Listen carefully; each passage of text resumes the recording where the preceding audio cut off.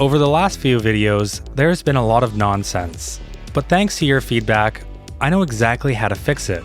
So today, we're going to overhaul services citywide, fix the nonsensical tram routes, elevate an entire district just by adding one building, and much more. Let's jump in.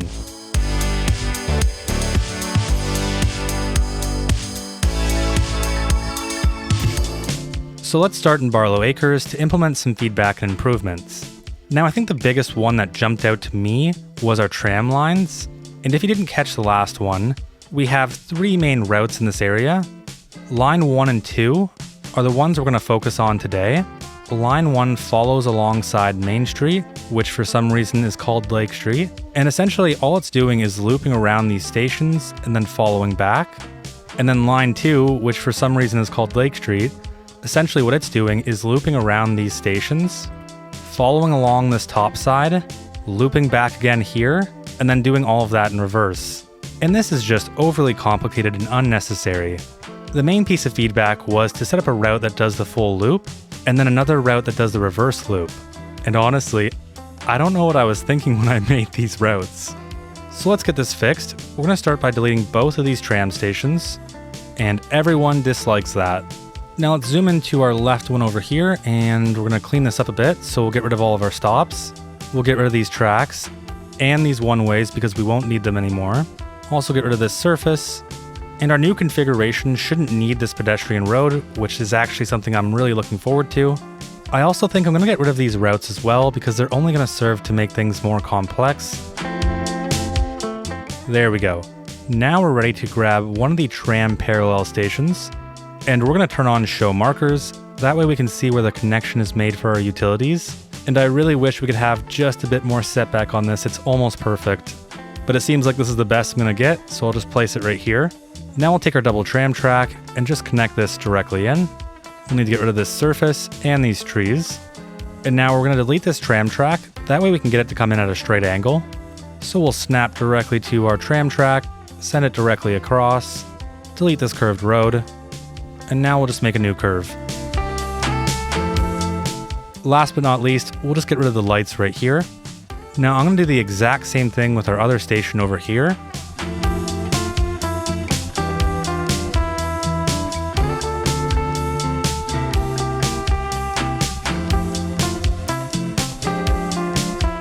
And now we're just going to use the tram line tool and just remake these connections, that way they loop all the way around. First, let's start with a connection that'll go counterclockwise.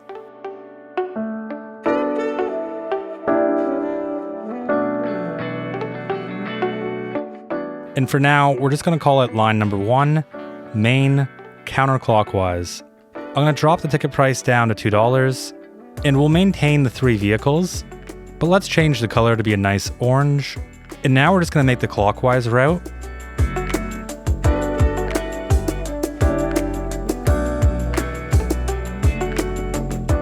Alright, now let's call this one line 2, main clockwise. Let's drop the ticket price down to $2. Again, we're going to keep the 3 assigned vehicles, and let's swap the color to yellow. Actually, we should probably make it something else. Let's go with green. Now here's our 2 lines set up. There is still one more adjustment that I want to make, and that's alongside this road over here. So we have our tram tracks that go from our bus station into this road, and all of this is fine and dandy. The problem that I have is right here. So we have our trams operating in the middle when they really should be operating on the left and right side. That way it's easier for pedestrians to get off and on. They don't have to cross the road, they don't have to cross any traffic. So using Road Builder, what we're going to do is we're going to grab a tram track, and we'll put one right here, and then we'll grab another tram track and put that there. And now I want to delete these extra lanes because I really want to try to avoid massive roads. And now we're also going to disable parking.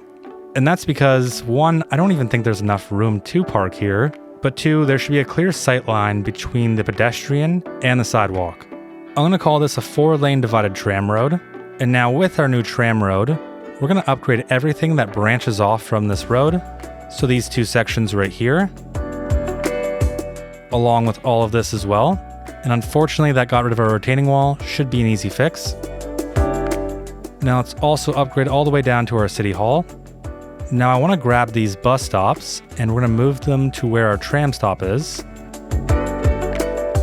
There we go, that's pretty much perfect. We only have one more road to upgrade and that's right here. And would you look at that, our main counterclockwise route is doing pretty well already. Now moving on, in good urban loon fashion, I forgot to add in a post office at the end of the last episode, which means Lithia Sands has great coverage, but our densest district in the entirety of Lithia Bay doesn't. And so we're going to add on this Eastern European modernist post office, and that's because it's going to fit really well in with our government district. And I want to make sure this has a really nice street presence, so I'm going to center it on this road. And now for upgrades, we have the extension wing. We're definitely going to add that on. And we have another extension wing. Sure, let's add both. And we'll set this to only operate in this district. Now I just want to check to make sure that our mailboxes are all good. And according to the game, our coverage is excellent. I beg to differ. I think we can do a little bit better. Let's add in a few mailboxes alongside Main Street. And then we're going to want a few more alongside our high density district. And I want to try and get these closer to paths if I can. And that right there gives us solid coverage all across this district. While we're on the topic of mail, I think we might as well go through and just make sure that all of these areas have good coverage. And it looks like Lithia Heights is struggling a bit, and that makes sense. Neither of these districts have any mailboxes, and I genuinely don't even know where the closest office is. So to take care of Lithia Heights and Linwood Acres, we're going to place in one small post office, and we're going to try and squeeze that right on Camilla Street. We're going to add on the mail storage extension, and now we'll set this to only operate in Linwood Acres and Lithia Heights. And now I'm just going to quickly add in some mailboxes. And now we're also going to do the same thing for Brookbanks and Oak Ridge, because I don't even see a facility over here. And I'm going to base my placement over which district is denser. So Oak Ridge has 655 residents, and Brookbanks has 1,000, which means we're going to place our post office right here. Again, we're going to give it the mail storage extension, and we'll set it to only operate in these two districts. And now for Keysville and Apple Ridge, I really think we're going to need two facilities. So we'll have one more central to Keysville, and then one more central to Apple Ridge. And looking at Apple Ridge, it seems like we already have a district right here perfect for this.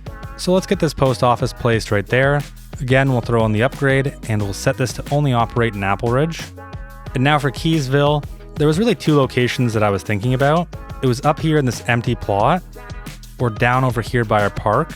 And I'm leaning towards the park just because it's a bit more central in both sides. So let's just get this placed in right on the corner.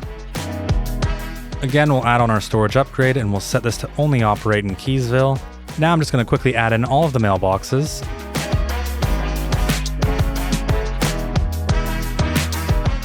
Okay, now over in our wood extraction, our timber production, and our farms, we're going to need some type of solution here. And that's because the businesses are getting a negative 10% modifier due to mail handling. And looking at the coverage here, it's definitely bad. I just can't see the city investing in a post office over here. So I think we'll have two solutions. Let's start with the postal service block, and we're just going to toss it directly in this house right here. And it's not really a house. This is actually just one of the forestry hubs, except that it's non-functional. So I'm treating this area as a barracks of sorts. Now let's add in our mail storage. So this will give us 100,000 capacity. And now we're going to add in 5 post vans, and we're going to get that placed kind of like this right here. Before these start going crazy, I want to make sure that we're assigning the district. So we'll set this to only operate in our forestry industry. And from what I'm seeing, we don't even have to add in mailboxes, which is great because I really didn't want to. And now for our farms, I do want to add in a different solution. So we're going to grab this small post office, and right in Riverstone, we're going to place it down. Let's go right here, right behind our elementary school. And now we're going to set this to operate in Riverstone, city services, and our farms. Let's add in 2 mailboxes down here, and then we'll add in one directly in front of our landfill. And then for our farms, we're just going to spread them out. And now when we check our coverage, we should see that it's all green over here, which is perfect. Now, something I didn't know was that the railway depot can actually get the negative 10% modifier as well. and I don't consider this to be part of the forest industry, so I'm going to create a new district. I'm going to call it the Lithia Bay Railway Co., and then we're going to assign the same post office from here. And now we just need one little mailbox right in front of it. Okay, now back in the main city, we clearly have some issues. My biggest concern is that we have all these mailboxes, but yet we only have one post office, and that's up in our university. I don't understand why I wouldn't have placed another one in. Past Urban Loon makes no sense. So for a post office, I want to find somewhere that we don't need to take eminent domain for, and it seems like we have two really good locations. So let's get a small post office right beside our crematorium. Now we're going to set this to only operate in Heather Way, the Industrial Park, and Pine Grove. Actually, let's take this one step further. We're going to stretch it as far as we can, and we'll also process mail from city services. And then for our second post office, let's get that right here. And for this one, we're only going to set it to operate in Lithia Greens, Sunnydale, Lithia Point, and I think that's everywhere. We only have one area left, and that's the Lithia Bay Fishing Co-op. So first, let's get that district added in. We'll call it the Lithia Bay Fishing Co-op. We'll add in one little mailbox right there. And now we're going to set our facility over here to operate in this district as well. And with that, we should have mail completely covered. In fact, we can see that in Barlow Acres, it's all green now, which is amazing. Next up on the list is our telecom. And with this one, it's kind of funny. We have 1, 2, 3, 4 towers, and yet we barely have any green. And even if we grab this telecom tower right here, in the main city, if we placed it directly in the middle, we're not getting any benefit. And it's a similar story over here. Even if we placed it directly in the middle, we're still not going to get that green. And that's because we either need to add in this telecom building, or we need to add in the server farm. And I want to be able to see the radius, so let's quickly unlock this. It's only going to cost us 4 points, and we have 42 left. To get all green here, we'd pretty much have to place it directly right here. And there's a part of me that just really doesn't want to do that. Which means we're going to have to go with our modern telecom building, and this one is kind of surprising. If we place this down right here, we get full green pretty much everywhere. So what I want to do is get this placed in near Lithia Sands and Barlow Acres, and that's because the building itself has a very government feeling to it. The only unfortunate thing about this building is that I genuinely cannot find a good place to put it. All of our lots down here are a bit too small, or they require way too much eminent domain. But really anywhere else it feels too tall, way too out of place. So what I'm going to do for the meantime is I'm going to place that building right here. And there goes a whole bunch of money. We'll pull this back a bit though. I'd really love to throw up some small towers on the side of this building, but the only thing we really have demand for is residential, and I want to see commercial or office. So for the meantime, I'm just going to let this stick out like a sore thumb. Now I'm noticing that we have a bunch of hearse icons here, and that's a bit worrisome. Looking at our coverage in this area, it's pretty much solid. So I'm just going to take a guess and say we don't have enough vehicles. And no, right now we have 17 out of 18 vehicles gathering. So this is a quick and easy fix. Let's add on one additional car park. This is more of a short-term solution than a long-term solution. Next up, we have our airport. And for this one, the biggest piece of feedback that I've gotten is to have 2 separate routes. So we'll have one route from this outside connection, and that'll go directly into the airport and then bounce back. And then we'll have a second route, and that'll come from this outside connection into the airport and then back. So let's quickly get this sorted. And then this external connection is called Tierra Grande. So let's call this line number 2. Lithia Bay to Tierra Grande. And then our second outside connection is currently called Banbury. So we'll call this one line 1, Lithia Bay to Banbury. And then let's just get some Boeings on these routes. And in the future, I'll have to come back and check that to see if we need more airplanes. Down here in the main city again, it looks like we're having another death care problem, and we really shouldn't be because we have 2 main facilities, and this one pretty much has all of their vehicles going out, and this one only has 16 out of 21. Let's give this crematorium some more vehicles, and I want to snap these to an alleyway. And I'm going to go with 2, that way we're future-proofing our capacity, and hopefully that should take care of everything. Next up, this one comes from my own personal list. I really want to adjust what businesses are here. Although I don't hate the idea of these strip malls, I think there's something better that we can add in. So we're going to delete all of these. Let's also get rid of the parking. And unfortunately, we're going to have to get rid of all these houses. And now in our signature buildings, we have this Target. And this is awesome. This is exactly what I wanted to see here when I made that little strip mall before. Now I'm going to snap our Target onto this road for now. Then I'm going to snap a road to the back of it. And now we'll flip this around. And I just want to make sure that the setback is decent. And yeah, it's not too bad at all. All we need is a bit of trees to cover all this up. And now I'm wondering if there's a road to access the back. It doesn't seem like there is, so let's add one in. And then we're going to add in some parking in between this. And that actually fits like a glove, so I'm going to take it. And let's get some trees to separate the parking and the road.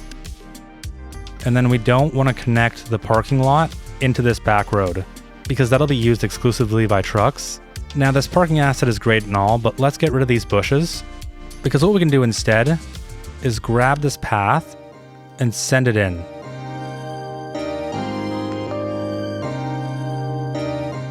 Now we just need to fill this lot with some parking, and what I'm really hoping is that I don't have to make this custom. I have a feeling that these might be able to just fit. And then to make my life easier, I'm just going to get rid of both of these surfaces, and instead I'm going to add on this dark concrete. Now I just want to add in a path where you could walk across the parking lot. And we're just going to use the same surface as our Target.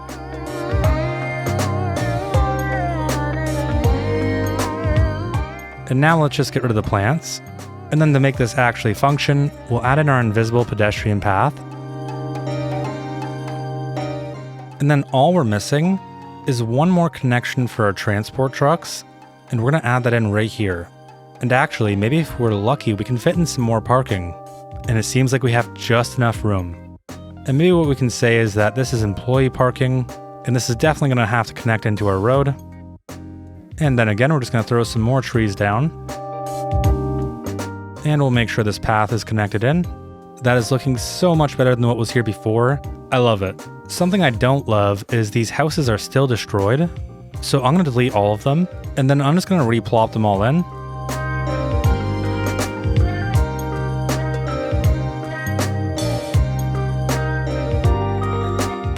And then last but not least, this was one of the most obvious blunders I think I've ever made. In the last video, we had a bunch of passengers waiting for this train.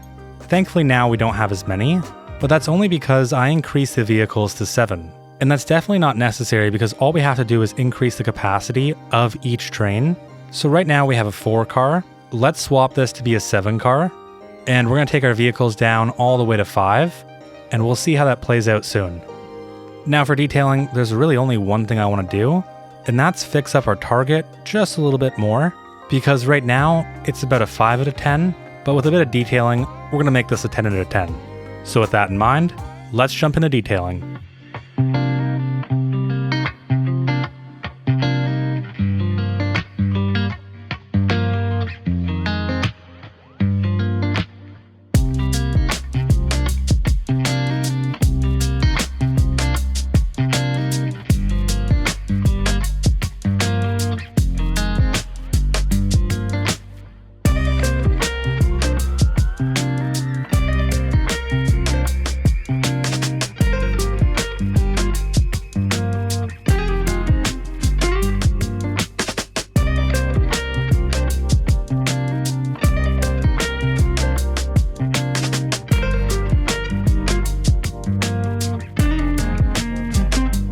And with that, we're done detailing. I hope you really enjoy the extra carts that I left out, even though the corral is right there. And that's a wrap.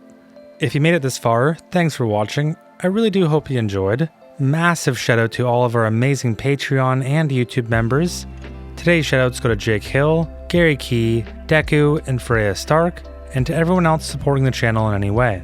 Seriously, it's really appreciated. If you want sneak peeks or access to the save files, you can join us over on Patreon or YouTube. If you haven't already, a like, comment, and subscription really go a long way. And other than that, I'll see you in the next one.